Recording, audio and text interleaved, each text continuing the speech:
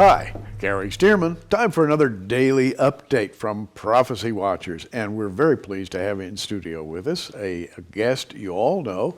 You've heard him talk before, and he always makes sense. It's Bill Salus. Hi, Bill. How are you? Gary, great. Looking forward to doing this little short update with you. A lot going on. Oh, we've got about 12 or 13 minutes here, and we've got to move fast because we've got a lot to talk about. Bill's new book, I'm holding it right here.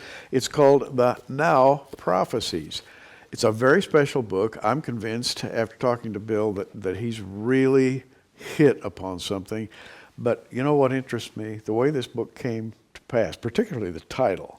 Share that with people. I think it's a great story. Great. Absolutely. You know, first of all, for your audience, the Now Prophecies are the prophecies that I'm watching for very seriously that I believe could be imminent. They lack any real significant preconditions, and I believe that they're about to happen. So I'm trying to alert people that, hey, be on the lookout for these things, and maybe they'll happen in a few years or maybe a few months or a few days.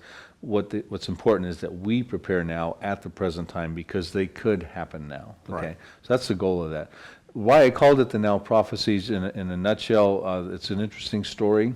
I've been teaching about preparing for the prophecies in 2015, and I had a dream one night. And in the dream, the Lord was talking to me, and He said, I want you to call your next project the Now Prophecies. I write about the story in the book.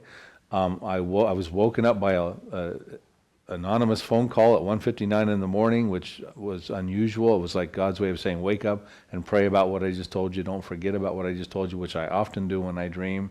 So it's a very interesting story I put in the book, but He simply said to me, you need to call this the Now Prophecies. And I thought to myself, that is perfect. You know, when you try to you've written books, when you try to find that title that encapsulates the book and catches the reader's attention on the bookshelf, it can be a laborious process. Oh, yeah. This, I thank the Lord for. It was, call it the Now Prophecies. It just came to me. The Now Prophecies, meaning right now. Well, if the Lord prompted you to write something called the Now Prophecies, that means a lot in and of itself, because what does now mean? Now. At the present time. At the present time. And what you've done is take a new look at Ezekiel 38. And what I like about it is that before you ever talk about Ezekiel 38, you talk about the precursor events that set up the events of Ezekiel 38. And I think a lot of us have done this for years. We've looked at this, we've looked at that and the other thing, but most people have said, no, there are no precursor events. It's just going to happen all at once someday. I think you've made a lot of sense.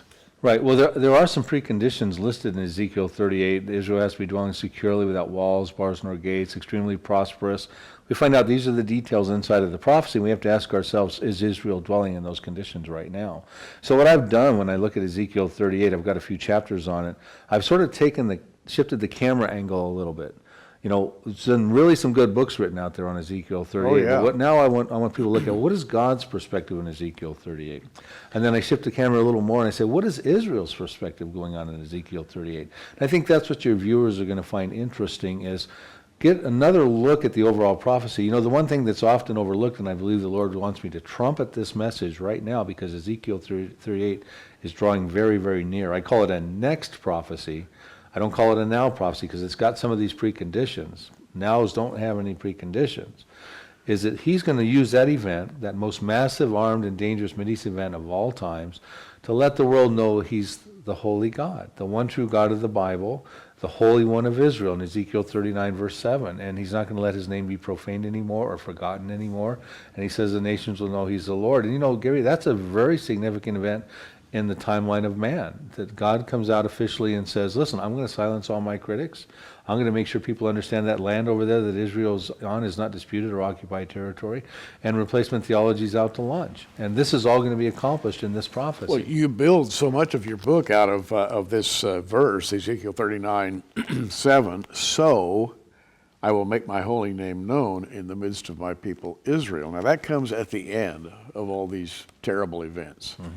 Sort of the smoke is still in the air. That's God's signature verse right there. Yeah. You know, in other words, America's not going to be able to jump in and say, we stopped that, or the Israeli Defense Forces aren't going to say, hey, we shot all that hailstone and fire and brimstone. No, this is the Lord. This is a natural, Old Testament, biblical stoppage of the most armed and dangerous invasion. So when it's all done, the Lord can take full credit of it. And it had to be Israel. It couldn't be the church, because it's all part of God's way of saying, look, I uphold my covenants with Abraham, Isaac, and Jacob, these unconditional covenants, of which the Israelis, the chosen people, Israel, the promised land, they had to be in play. The Jews had to not be killed all by Hitler, and the Ottoman Empire had to be vanquished out, so that we can have the stage set right now for what God is going to use to let people know He loves them, He keeps His promises, He keeps His covenants, not only to Israel, but to you, dear believer. He is going to let everyone know He's the one true God. If you live in London or you live in Pocatello, Idaho, God is going to let you know that He's done this to glorify Himself. It says the nation shall know I'm the Lord, and if you live in a nation, that means you. Wow. That's so different from what's going on today. Today, as you all know, the culture is essentially collapsing. Christians are being laughed at. Christians are being held up to not only to public ridicule, but they are the enemies of social progress. Did you know that Bill or I would be considered actually backward? We are the problem. So we need to be gotten rid of in today's world. And yet how different this is. One day God is going to glorify Himself, and even the scoffers will have to take note of it. That's great. And I believe that day is coming very, very soon. And it's a really special moment in man's timeline. Because, I mean, think how momentous that is, you know. And there's other verses in the Bible, and I point them out in the book, where ultimately there's going to be a downward slide now of all the false gods. Ultimately in Zephaniah 2, he talks about He's going to famish all the false gods. That's already starting to go on. And He's doing it through supernatural evangelism in places like Iran, dreams, vision, healings. But He's also going to do it by, there's to be conquests and things going on. All is going to start to decline. That's actually a next prophecy, is the decline of Islam. It's not a now prophecy. So, you know, we're looking at a very momentous time. We can't get caught up in all the geopolitics and the political scenes that are going on in America. We need to look at the overall picture and see, what is God's perspective of what's going on right now? But you do point out some very interesting events. Of course, Iran is in the news, nuclear weapons, and the ability to deliver them with medium, as some say, even long-range intercontinental ballistic missiles. They're soon going to have 25 warheads. But it's not just that. It's Bashar al-Assad in Syria. It's Erdogan in Turkey.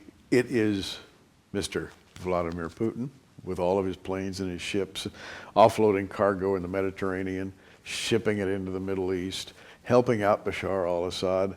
And then you have poor King Abdullah over there in Jordan, quaking and quivering and wondering what's going to happen. You have the Saudis in an uproar right now, very, very angry at Iran.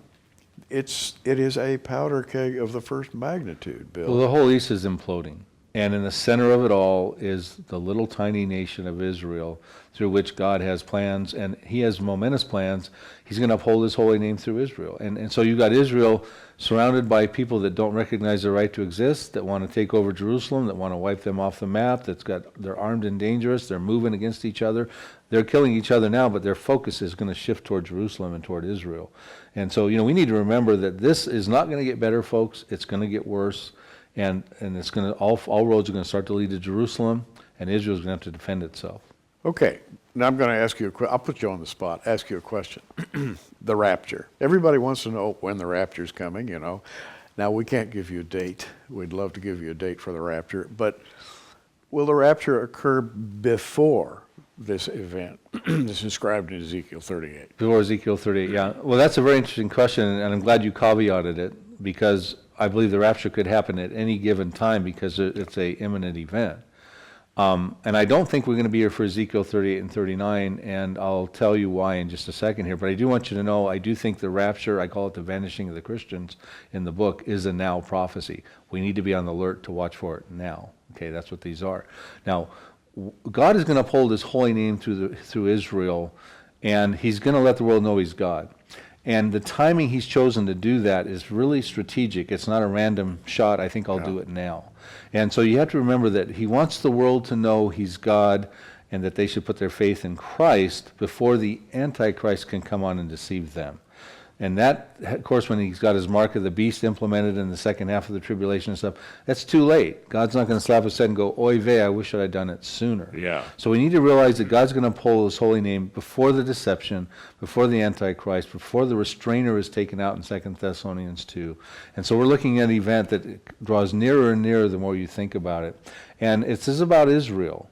And I put arguments in there as to why I believe this is a pre-trib event, Ezekiel 38, and why the church may not be here. We could be here for it.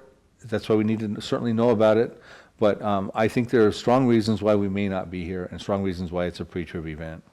The book is the Now Prophecies, and we've got just a couple of minutes, well, a little less than a couple of minutes, and I want Bill, in closing today, to tell you what he told me earlier about the book, namely that it's not written as a heavy research book.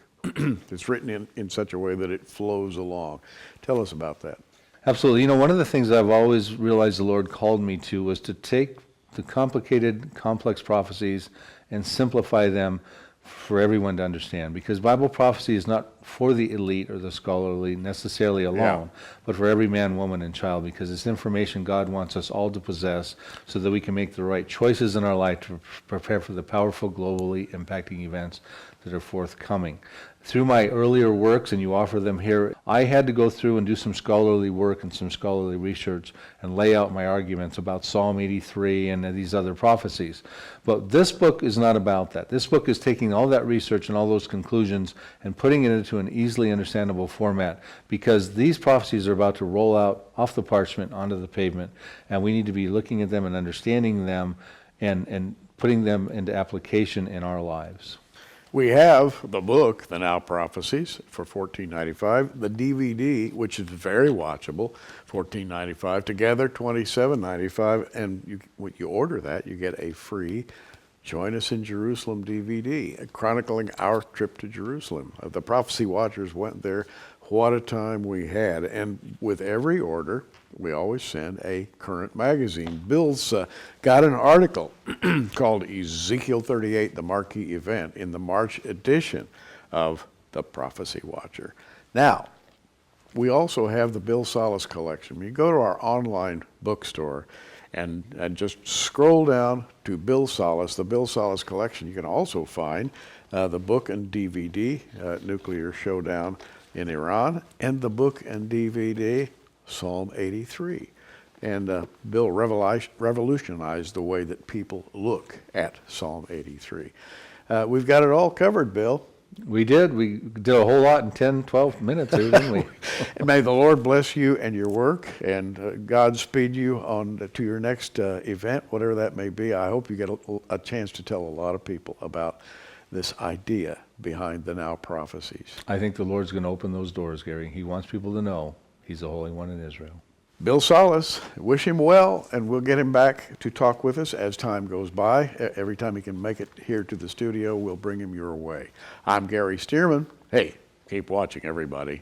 We are. Thanks for joining us on Prophecy Watchers. You can find us on the web at prophecywatchers.com, where you can sign up for our free email newsletter, or follow us at facebook.com/prophecywatchers. In the meantime, keep watching, everybody, and we'll see you soon.